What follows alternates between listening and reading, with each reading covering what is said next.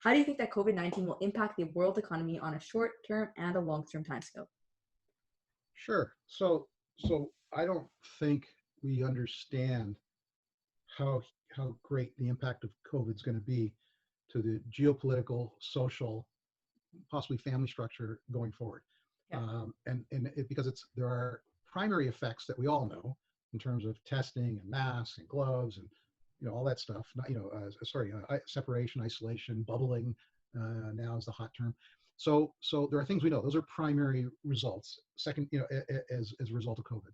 Mm-hmm. Secondary and tertiary effects are things that we will have to discover, I think. And so an example of that is, years ago, there was a so-called shoe bomber on a flight. He tried to ignite a fuse on his shoes to blow up a plane, a so-called terrorist, or not so-called, he was a terrorist. He wanted to blow up a plane. So he had, I don't know, dynamite, or I forget what he had packed in his shoes, but someone caught him and trying to light his shoes, which is, you got to admit, if I was sitting on a flight and the guy next to me had a Bic lighter and he was trying to ignite his shoes, Yeah. I might notice that too. So it's a good thing that he got noticed. What was hard to predict from that is every flight ever since then, I've had to take my shoes off when going through security. I just wouldn't have had high on my list of things I have to worry about is not having holes in my socks or smelly feet when I go through the airport. It just never was on my list of things to worry about. On the secondary effects, I worry about two in particular. Mm-hmm. One is that it has a massive, and I believe this is going to happen, unfortunately, impact on our privacy, our personal privacy. Mm-hmm. I think there's in the right desire to track and manage and maintain exposure and to have information and so-called big data behind that, whether it's through the phones or self-reporting or whatever, we won't recognize the amount of loss of privacy from today, this conversation we're having right now, mm-hmm. to what the world will look like in 5 years. I actually think it's going to be a dramatic shift, and I mean dramatic, like really dramatic shift in personal privacy. The Senate U.S. Senate on Friday, today's Saturday, on Friday, passed a bill where it is now legal for the FBI to look at your browser history without a warrant. I think if the founding fathers and federal papers and whether it's Thomas Paine's or Jefferson were alive today, well, they're literally spinning in their grave. They're spinning in their grave so fast right now that the North Pole's being reallocated to I think it's on its way to Siberia right now. It's that upsetting.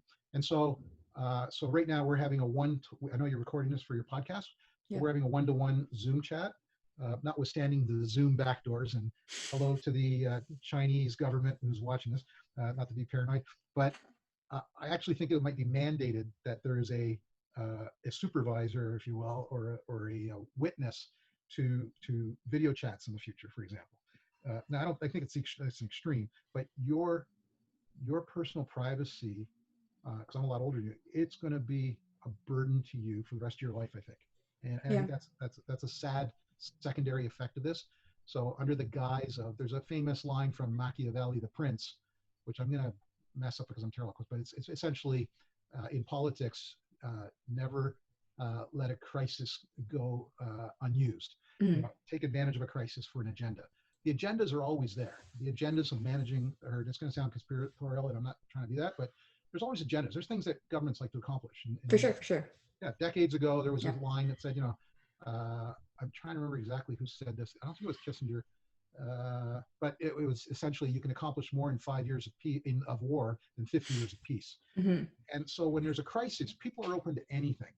Just like just get me through this. Let me survive. Yeah. Oh, what's that? You're going to take away my ability to have encrypted email? Whatever. At least I'll live. And everything just seems okay compared to dying, obviously.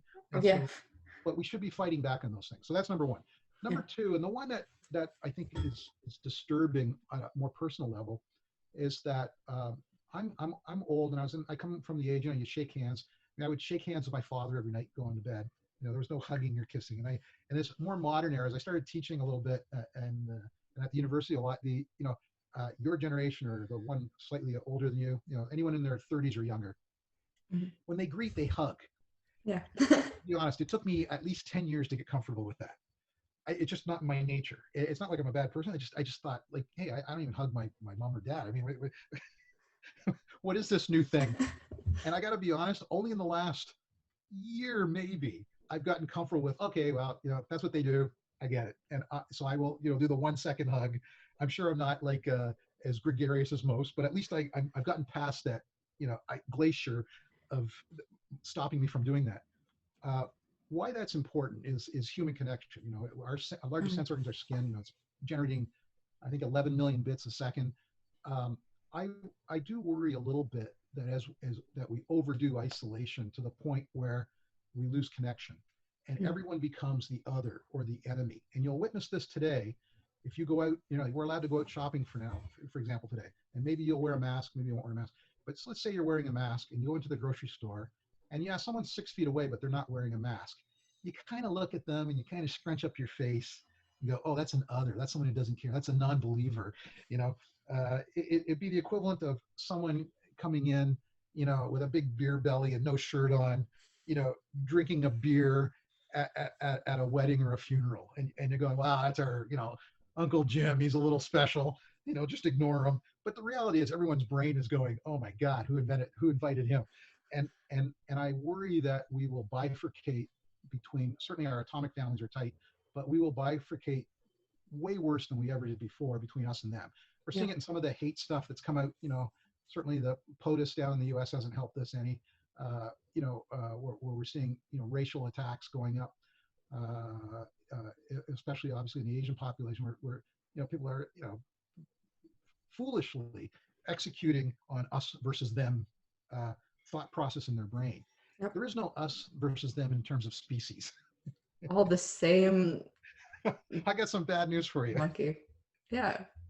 And so, but having said that, I think COVID has the ability to far greater isolate us than we were, certainly, and where we're going. And I'm talking way past Victorian era etiquette and process. And that's a very dangerous thing because it lowers your empathy and your ability to understand those other folks. And we know from history what happens when we lower our threshold for empathy and for care. We typically will view ourselves as a superior species to an inferior species. And then you make fun of whatever their looks, their gods, their language, their locale, their diet, their education, their entertainment, and that's possibly the far more dangerous thing coming out of COVID that has me frightened at this point. Yeah, no, I think that I think that makes a lot of sense, especially with what you're saying with sentiment towards China and everything else. I think there is going to be a lot more us versus them, and that was something that I've been thinking about recently as well. That is frightening. Yeah, it's terrifying. It's absolutely terrifying. Yeah. We if you study any of the primates, this tribalism, the return to tribalism, whether it's at a nation state level or religious level, an academic level, I've never understood it. I gotta be honest, because it's always illogical to me. So I'm not a sports guy. I think I've told you this, but I find this hilarious, like absolutely hilarious, that you'll have a favorite sports person. There used to be a Blue Jays player named Batista. He was really good. Like, I don't know, hit all the home runs. I know nothing about baseball. I spent a couple of days with him a few years back, and we talked mostly about economics and single malt whiskey, because he's a single malt whiskey freak. I don't know anything about that either. I don't drink, but he was a very interesting, entertaining guy. Anyways, he had a Blue Jays uniform on, and everyone loved him. And then he switched to another team, and he puts on a different shirt, and everyone hates him. and I'm like, that makes no sense to me. Same guy. It's the same guy. But and that happens in academia. Like you'll be with someone at U of T. I'm at Rotman a lot and U of T a lot, and where did that person go to school? Oh, he's a nice guy, but he went to York, and they look down and they whisper it almost. So what do you think? Yeah, he's pretty good, but he went to McGill. They whisper it like they have some kind of communicable disease. All that tells you, this is all pre-COVID. What that tells you Yeah. is that we're always looking for these bifurcations, the allies, that tribal instinct that the chimps have so strongly. We're still chimps. We have that Mhm. instinct, and anything that reinforces or rewards that instinct is incredibly dangerous, Oh yeah. Yeah. because we're all on the same spaceship. And and the obvious things that I don't have to go into in terms of history and war and stuff, but COVID could be leveraged if you have an agenda. uh, and let's just argue that possibly uh, political entities, particularly in the US right now, have an agenda. You could drive an agenda far further and faster Mhm. post COVID than you could pre COVID. Some of the things that Yeah. are being said today, if you said them pre COVID, notwithstanding who's saying them, it'd be like, oh, that's insane. Yeah. Where now it's actually getting some airplay. And that's, to me, one of the most frightening things that's a result of this. Yeah. Yeah. Who knows what interactions will look like in the future and what will be acceptable to say. Yeah, Yeah. or who you'll be allowed to say it to. I mean, Yeah. uh, it, you know, what if uh, you get on a plane, you fly somewhere, and you're rejected. And why you're rejected? Well, you can laugh at that, but there were times where you'd be rejected going to a country because of religion, or Mm. or skin color, or whatever. And so those barriers, we've worked very hard, Yeah. like I think as a species for the last 100 years, not even 100 years, 50 years, if that, tearing those barriers down. Yeah. And unfortunately, crises, if someone has an agenda, if you like building walls, uh, Yeah. COVID's a great excuse to build some more walls. So you may not even get the chance to interact and explain yourself, if you're not welcomed in the first place.